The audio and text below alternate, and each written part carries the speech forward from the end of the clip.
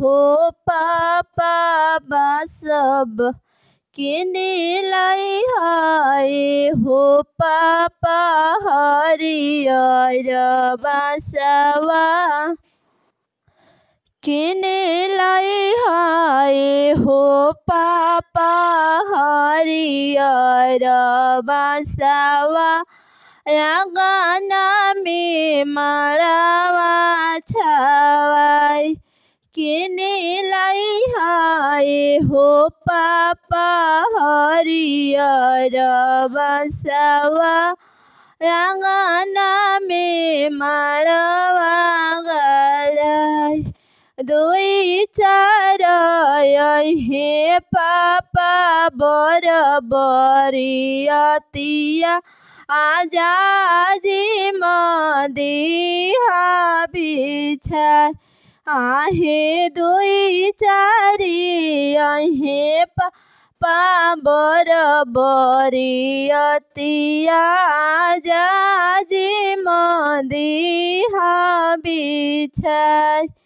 जा जी मदिहा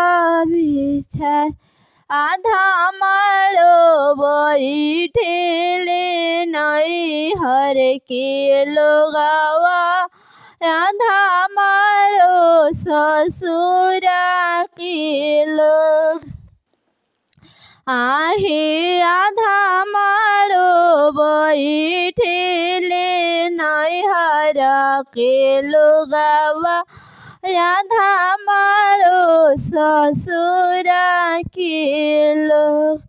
आरे चौका पर बैठेली बेटी हो कवन बेटी पापा के ढरे नैना लोर आहे चौका पर बैठेली बेटी हो कवन बेटी पापा के ढरे नैना लोर 12 बरिस बेटी तुहरा के पोसनी याजू बुझाताटे हो 12 छोटी चिकिसी हो बेटी सी या न तोहे के कहनी आज बुझा बाड़े हो आहे किनिलाई हाय हो भैया हरियर बासवा आँगना में मालो गड़ाय आहे किनिलाई हाय हो भैया हरियर बासवा आँगना में मालो गड़ाय दुई चारी हे भैया बरियतिया आजा जी मदिहा बिछाय आहे दुई चारी हे भैया बरियतिया आजा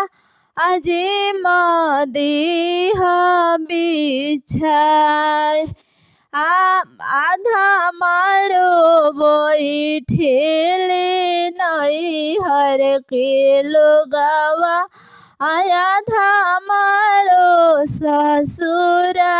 के लोग आहे चौका पर बैठेली बेटी हो कवन बेटी भैया के ढरे नैना लोर आज भी बुझाता हमार बहिना पराया होई नैना से ढरता रे लो जाने रोए हो भैया नैना लोरवा पोछ इता हवे गावा गाय के रीत जानी भैया रो लोरया पने पो हुई गावा गाई की रीत